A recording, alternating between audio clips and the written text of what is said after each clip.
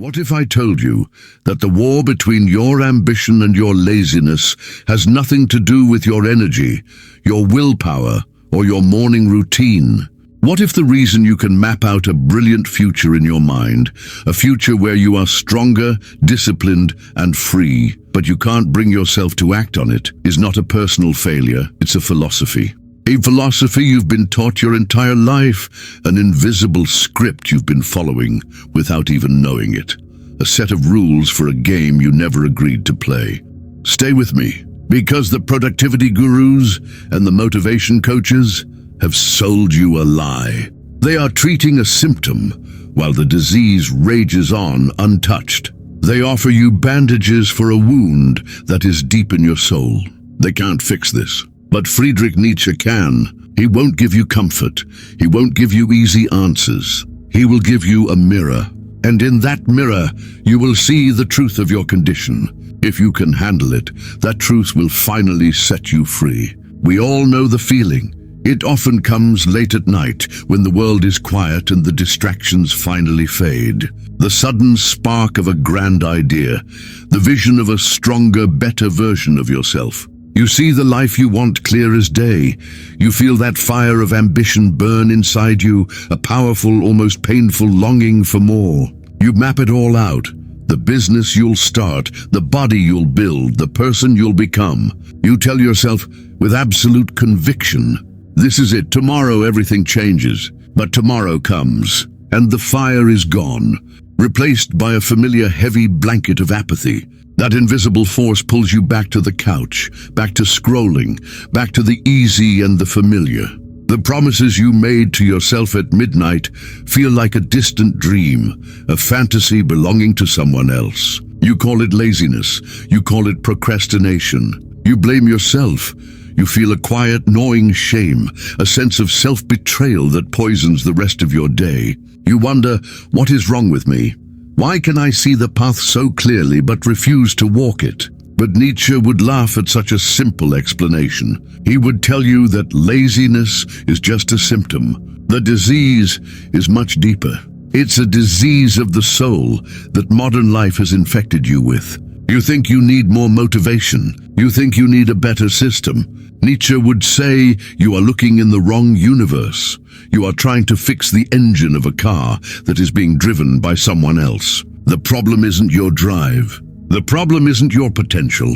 The problem is your values. The very things you have been taught to believe are good are the source of your weakness. Nietzsche's entire life was a war against one idea, the worship of comfort. He saw with terrifying clarity that society, in its quest to make life safe, predictable, and painless, had created a new kind of human, a weaker kind of human, a tamer one. He called it the last man. The last man is the final stage of a society that has forgotten what it means to be great. He is not evil, he is worse, he is mediocre, and proud of it. What does he want? He wants no risk. He wants no struggle. He wants no great passion. He wants only warmth, entertainment, and a long, comfortable life, free from all disturbance. He takes no pride in overcoming hardship. He takes pride in avoiding it. His greatest ambition is to feel nothing at all. He has his little pleasure for the day and his little pleasure for the night. He has a regard for his health. He blinks in confusion at anyone who strives for more, who endures pain for a higher goal. What is love? What is creation? What is longing? What is a star? So asks the last man and blinks. And here is the painful truth Nietzsche would reveal to you. You are living in the age of the last man. You have been raised in his world, taught his values, and rewarded for following his path. Your ambition, that fire inside you, is the last spark of the Creator, the part that wants to climb mountains, to build, to struggle, to become something more. It is the voice of the overman, the higher self, calling to you from the future. But your laziness? That is the spirit of the last man, living inside you. It's the voice that whispers, Is it really worth the effort? It's so much easier to just rest, to be comfortable, to be safe. Why strive when you can simply exist? Why risk failure when you can guarantee safety? Everyone else is doing it. Just relax, just fit in. Every day, you are in a battle. A silent, invisible war waged in the choices you make every hour. A battle between the part of you that wants to be great and the part of you that has been trained by the world to be small. And every time you choose to rest or start tomorrow, the last man wins. Your laziness is not a lack of energy. It is a choice. It is a philosophical surrender. It is the victory of comfort over your own potential. And until you see this war for what it is, you are doomed to lose it day after day, until one day you wake up and realize your entire life has been a series of small, comfortable defeats. So you feel the sting of your own inaction, the shame of another day wasted, the bitter taste of self-betrayal. What do? You reach for the modern cure-all, the digital panacea for a weak will. You open your phone and you search for motivation. You watch a video. A man with a perfect life yells at you about discipline. You see a montage of people waking up at 5 a.m., running marathons, closing deals, living a life that feels a million miles from your own. You get a rush of adrenaline, a temporary surge of borrowed power. For a few minutes, you feel like you can conquer the world. You feel like the person you were at midnight, the one who made all those promises. Nietzsche would call this a pathetic delusion. Motivation is a cheap drug for a soul that has forgotten how to create its own fire. It is a fleeting emotion, a spark that cannot survive without real fuel. And it doesn't work because it never touches the real problem. You can't motivate a person who, deep down, values comfort more than growth.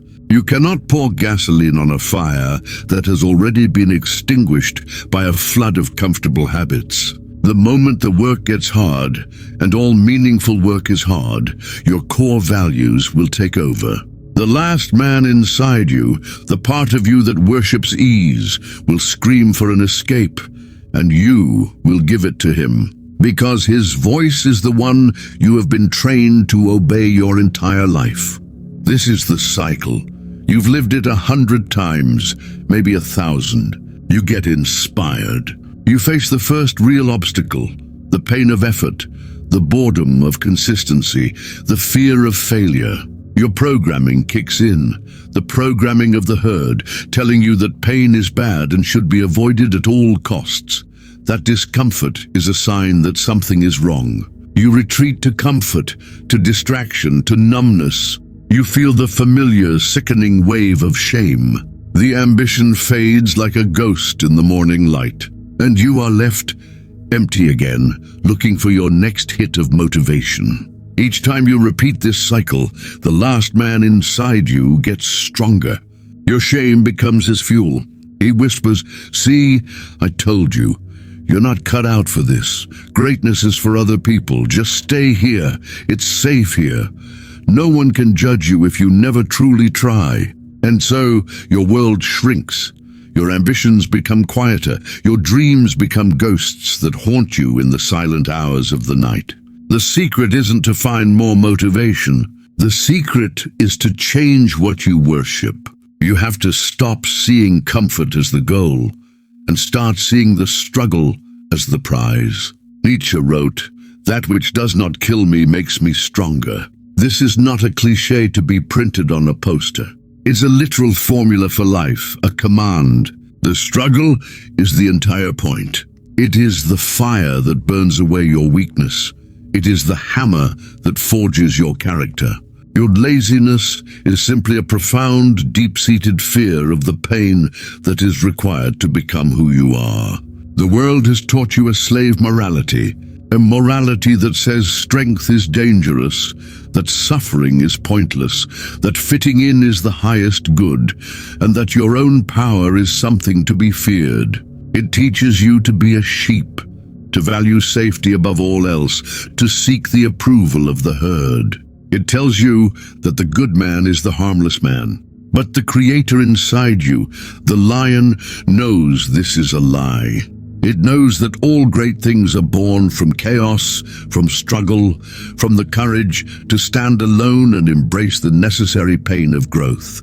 It knows that a life without hardship is not a life at all. It is a slow, comfortable death. And it is time to stop choosing death. It is time to stop looking for a cure outside of yourself and to start forging the cure from within. So what is the way out?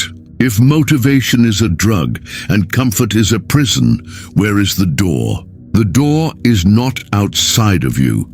It is not a 5-step productivity hack you can download. It is not a secret that someone else can give you. It is a revolution in your soul. It's a blueprint for becoming a new kind of person. A person who is no longer a slave to their own weakness.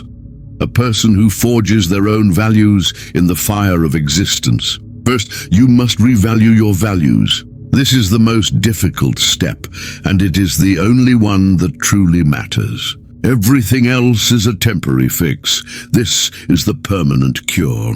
You must consciously, deliberately declare war on the last man inside you. You must stop seeing his whispers for comfort as your own.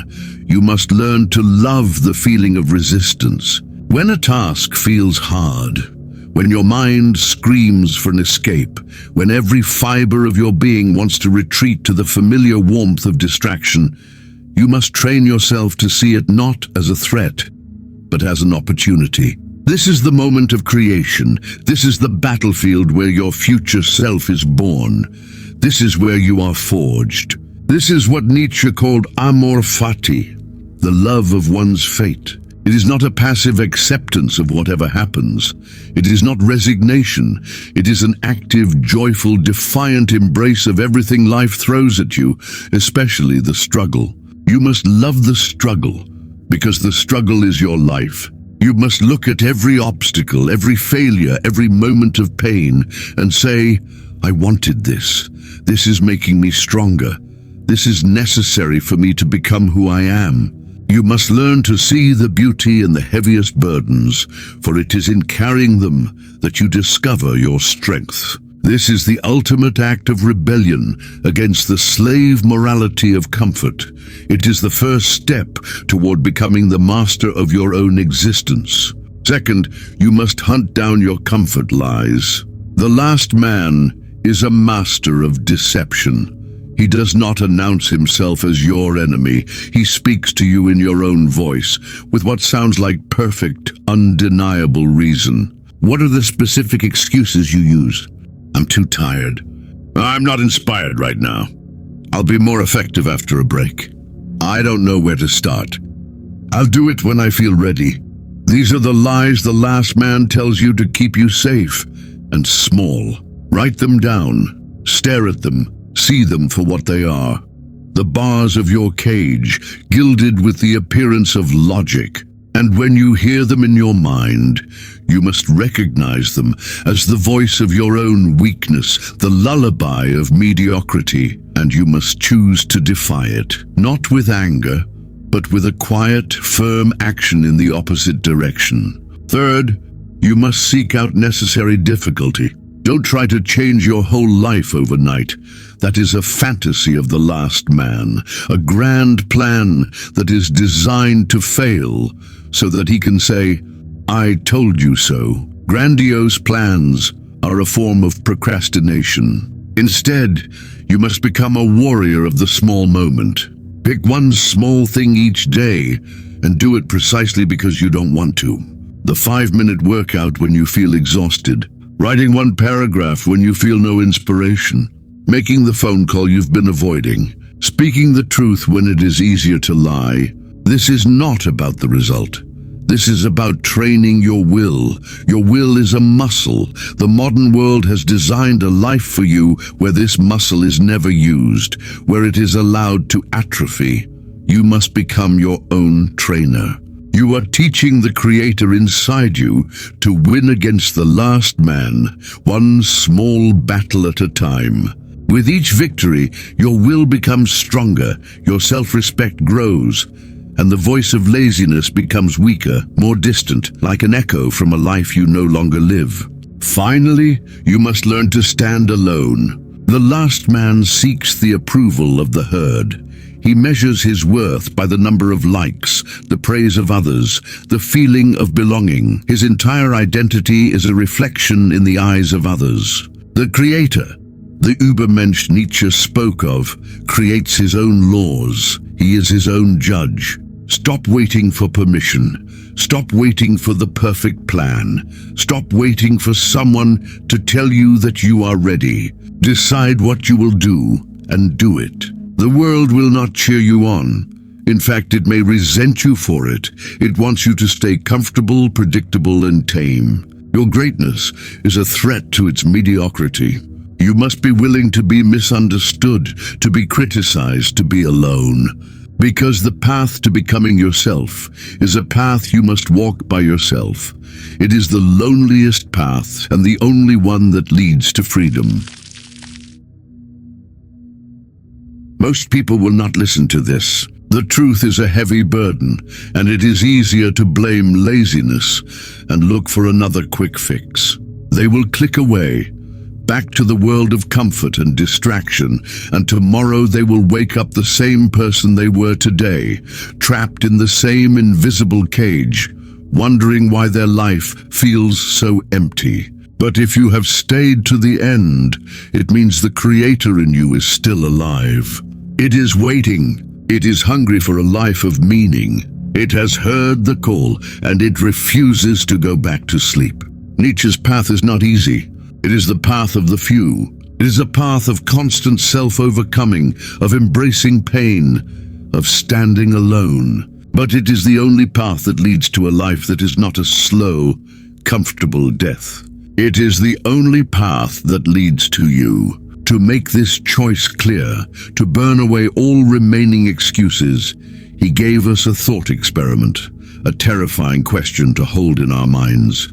Not as an intellectual curiosity, but as a constant burning fire. He called it the eternal recurrence. Imagine that a demon were to creep into your loneliest loneliness and say to you, "This life as you now live it and have lived it, you will have to live once more and innumerable times more, and there will be nothing new in it.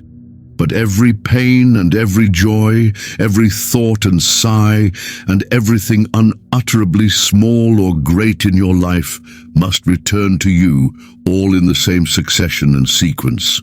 Think about that. Every mistake, every moment of shame, every boring Tuesday, every heartbreak, every single second repeated exactly as it was forever. Would you throw yourself down and gnash your teeth and curse the demon who spoke thus? Or have you once experienced a tremendous moment when you would have answered him, "You are a god, and never have I heard anything more divine"? This question is a mirror. It is the ultimate test.